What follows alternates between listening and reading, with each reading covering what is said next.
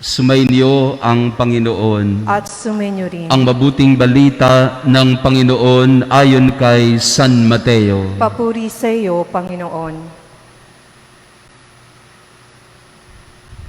Noong panahong iyon, sinabi ni Jesus sa kaniyang mga alagad ang talinhagang ito: ang paghahari ng Diyos ay katulad nito. Lumabas ng umagang-umaga ang may-ari ng ubasan upang humanap ng mga manggagawa. Nang magkasundo na sila sa upa na 1 denaryo maghapon, sila'y pinapuntan niya sa kanyang ubasan. Lumabas siyang muli nang mag-ika-siyam ng umaga at nakakita siya ng iba pang tatayo-tayo lamang sa liwasang bayan. Sinabi niya sa kanila, "Pumaroon din kayo at magtrabaho sa aking ubasan at bibigyan ko kayo ng karampatang upa." At pumaroon nga sila. Lumabas na naman siya nang mag-ika-12 ng tanghali at nang mag-ikatlo ng hapon, at gayon din ang ginawa niya. Nang mag-ikalima ng hapon, siya'y lumabas uli at nakakita pa ng ibang wala ring ginagawa. Sinabi niya sa kanila, "Bakit kayo tatayo-tayo lang dito sa buong maghapon? Wala pong magbigay sa amin ng trabaho." Sagot nila. At sinabi niya, Kung gayon, pumaroon kayo at gumawa sa aking ubasan." Pagtatakip silim, sinabi ng may-ari ng ubasan sa kanyang katiwala, "Tawagin mo na ang mga manggagawa at sila'y upahan, magmula sa huli hanggang sa unang nagtrabaho." Ang mga nagsimula ng mag-iikalima ng hapon ay tumanggap ng tig-1 denaryo. At nang lumapit ang mga nauna, inakala nilang tatanggap sila ng higit doon. Ngunit ang bawat isa'y tumanggap din ng 1 denaryo.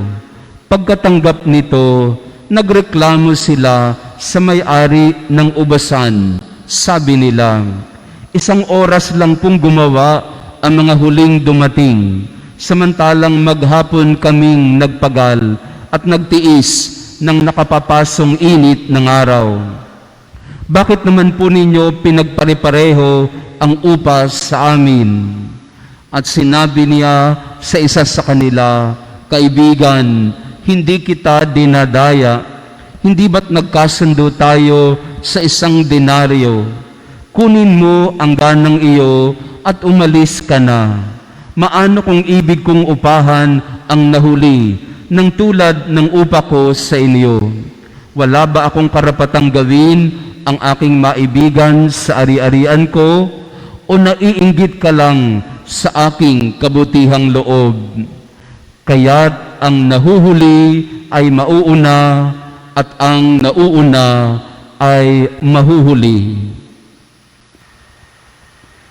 Ang mabuting balita ng ating kaligtasan. Pinupuri ka namin, Panginoong Jesucristo. Magandang umaga sa inyong lahat, mga kapatid. Pakibati din ng good morning ang ating mga katabi, kahit kaway-kaway lang tayo. Good morning. At gayon din yung mga kasama natin ngayon na nasa kanilang mga tahanan. Madalas po nating naririnig ang kasabihang ito, "God can never be outdone in generosity." Ang Diyos daw ay hindi mo maaaring mapantayan sa kanyang kabutihang loob, sa kanyang kagandahang loob. Hindi ko alam kung naranasan nyo na ito, pero maraming beses naranasan ko na kung paanong ang Diyos ay magbibigay sa iyo ng mga hindi mo inaakala na pwedeng mapasa iyo. Indeed, God can never be outdone in generosity. Marami siyang mga sorpresa na binibigay sa atin na hindi natin akalain. Ipinagdasal mo yung ganito, pero iba ang binigay sa iyo. God can never be outdone in generosity. Pag nagsasara ng isang pintuan sa iyong buhay, maya-maya 5 bintana ang nakabukas, mga pagkakataon para sa iyo. God can never be outdone in generosity. Hindi natin lubos na maiintindihan ang pamamaraan ng Diyos. Sabi ni Propeta Isaías, His ways can never be truly understood. His ways are so different from our ways, and His thoughts are so different from ours. Iba mag-isip ang Diyos. Iba gumawa ng paraan ang Diyos kaysa sa mga tao. Ito yung nakita natin sa talinhaga na hindi naintindihan nung mga nagtatrabaho. Bakit pare-pareho ang tinanggap nila? They could not understand the generosity of God. Bakit? Kasi kung ang Diyos ay laging maganda at mabuti ang kalooban para sa atin, if God is always generous to us, kabaliktaran naman ang puso ng tao. Madalas, ang puso ng tao ay makasarili. Iniisip lang yung para sa akin. Wala akong pakialam sa iba. At hindi lang siya makasarili, madalas pa siyang mainggitin. Hindi lang siya natutuwa na may tinanggap na siya, naiinis pa siya kasi mas malaki ang tinanggap ng iba. Ang puso ng tao sa ating karanasan ay madalas naiinggit, kaya hindi siya nagiging masaya kung ano man ang meron siya sa kanyang buhay. Lagi niyang tinitingnan, bakit ganito lang ang akin? Bakit mas marami ang napupunta sa kanila? Sa magkakapatid, ganyan madalas ang awayan. Bakit sa kanya pinamana ito? Bakit ito lang ang sa akin? Sa trabaho, madalas ganyan. Bakit ganyan ang meron na ibinigay sa kanila? Ito lang ang sa akin. Sa mga estudyante, madalas ganyan din. Bakit ganyan ang grade niya? Ganito lang ang grade ko.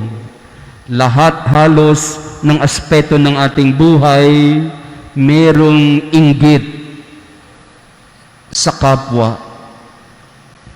Kaya pagtapatin mo yung kagandahang loob ng Diyos at ang pagkainggit ng tao, makikita mong iba ang pamamaraan ng Diyos.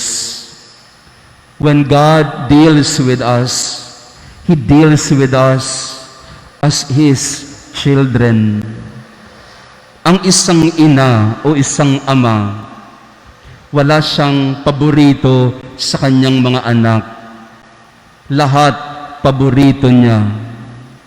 Minsan naiinggit ang mga anak, nagkakainggitan ang magkakapatid. Para bagang ang tingin nila, may tinatangi ang magulang sa bawat isa. Pero kung ikaw ay isang ina o ama, malalaman mo na lahat ng anak mo ay paborito mo at mahal mo. Nagkakaiba-iba lang minsan dahil nag-iiba-iba rin ang mga pangangailangan, iba-iba rin ang sitwasyon, iba-iba rin ang iyong plano at plano nila sa sarili nila. God can never be outdone in generosity. He loves everyone equally as His children. Yun nga lang, tayong mga tao, hindi rin nakakaintindi madalas. Pinagdududahan natin ang Diyos. Pinagdududahan natin ang pamamaraan niya. Pinagdududahan natin ang mga plano niya. At mas masama, kinaiinggitan natin ang ating kapwa.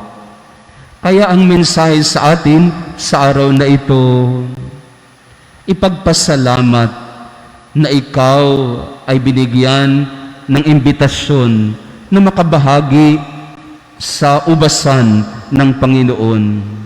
Ikaw ay binigyan ng pagkakataon na maging kaisa ng Diyos sa kanyang misyon na paglilingkod sa pamilya, sa pagpapayabong ng pamayanan ng mga tao, sa pagbibigay ng magagandang bagay para sa kapwa.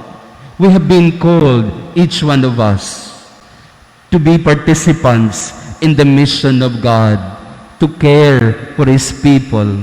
Some were called early, others were called late, but we are called just the same.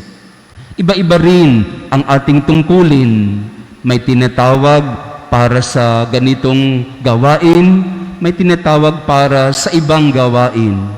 But all of us have been privileged to be called by God and to be loved by God. Huwag mong pagdudahan ang pag-ibig ng Diyos sa iyo. May para sa iyo, may para sa iba. At kung ano ang para sa iyo, alam ng Diyos yun.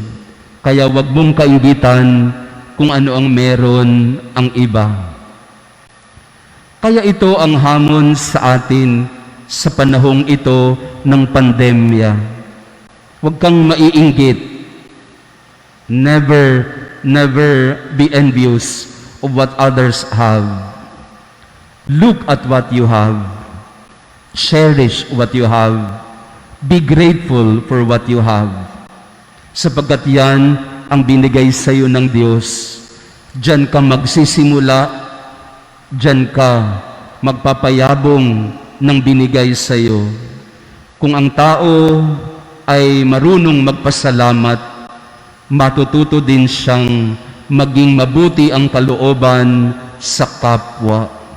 Nowadays, napakaraming mga tao ang walang trabaho. Sa huling datos na binigay sa atin, halos 5 milyon walang trabaho. Be grateful for what you have, and even for what has been taken from you, because surely new doors and windows will open up for you. Huwag mainggit. Sa halip, buksan ng iyong puso, hintayin ang ibibigay ng Diyos, pagsikapan kung ano man ang mga ibibigay at pinaplano niya para sa iyo. And most of all, be generous. Sa halip na mainggit, matutong maging mapagbigay katulad ng Diyos. Sabi ng Diyos, sabi ng may-ari ng ubasan sa mga taong nagrereklamo, bakit kayo naiinggit sa iba? Di ba kayo natutuwa na binigyan ko din sila katulad ng binigay ko sa inyo? Are you not happy for them? And are you not grateful for my generosity? Shouldn't we all be generous? Yun po ang hamon ng ating panahon ngayon. Paanong maging bukas palad? Paanong maging mapagbigay? Kahit alam mo, kulang na kulang ka din. Yung mga taong mainggitin, hindi sila magiging masaya. Kasi kahit anong ibigay mo sa kanila, laging meron siyang reklamo at laging meron siyang sasabihin masama. Pero ang isang taong marunong magpasalamat, ang isang taong mabuti ang kalooban, ang isang taong bukas palad, anumang meron na kaunti sa kanya, handa niya laging ibigay. Sabi nga ni San Pablo, kamatayan man o buhay, ito ay para kay Kristo, kaya wala akong pipiliin. O lahat kaya kong ibigay.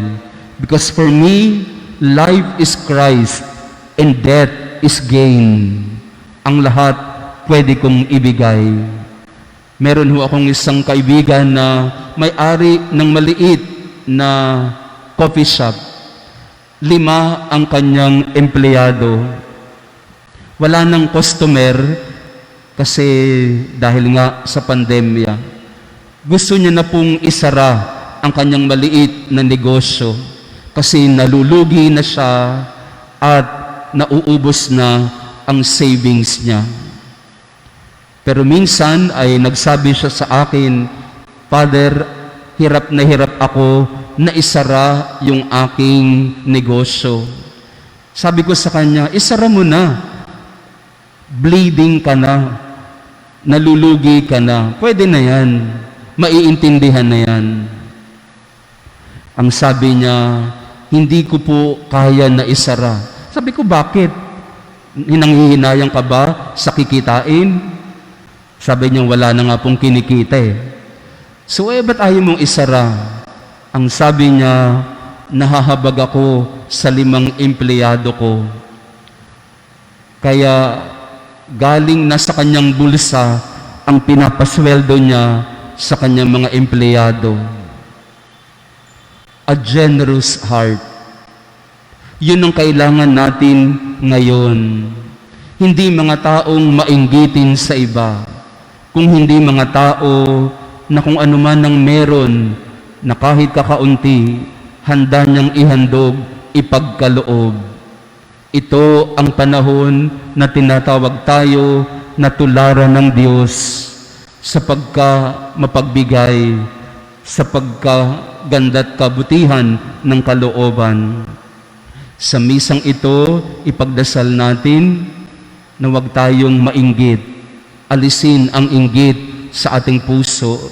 Sa halip, magkaroon tayo ng pusong nag-uumapaw sa pagpapasalamat at pusong bukas sa pagtulong sa kapwa.